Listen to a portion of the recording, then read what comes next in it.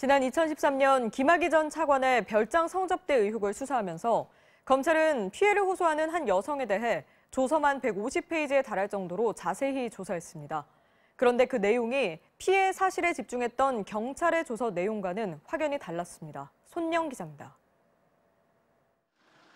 지난 2013년 경찰은 성접대 피해를 당했다는 여성 A씨를 7차례나 조사하면서 A씨가 당한 피해 사실을 확인하거나 피해 당시의 상황을 묻는 데 집중했습니다.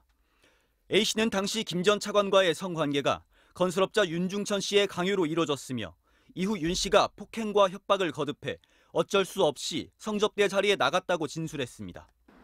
또 처벌을 원하는지 여성의 의사를 반복적으로 확인한 뒤 특수강간 혐의를 적용했습니다. 하지만 사건을 넘겨받은 검찰의 조사는 그 분위기가 달랐습니다. 피해 사실을 호소하는 A씨에게 왜 신고하거나 도망치지 않았는지, 로비스트로 키워주겠다는 윤 씨의 제안에 성관계를 한 것이냐는 식의 질문이 이어졌습니다. 특히 경제적 지원을 바란 것 아니었냐는 취지의 질문은 여러 차례 반복됐습니다. 윤중천 씨에게 손이 묶인 채 흉기로 위협을 당했다는 A씨의 진술에 대해서는 윤 씨의 성적 취향이 그런 게 아니었냐는 질문을 하기도 했습니다. 내가 물어보는 것만 얘기를 해라. 검찰이란 데를 조사를 받아본 적도 없고 뭔지 모르니까 물어보는 대로만 얘기를 한 거예요. 의도신문도 많고 그리고 나를 자꾸 설득시키는 말들. 결국 검찰은 당시 피해 여성들의 진술의 신빙성이 부족하다고 결론 내렸습니다.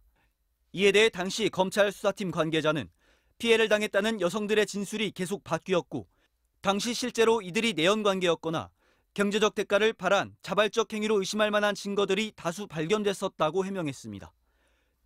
MBC 뉴스 손영입니다.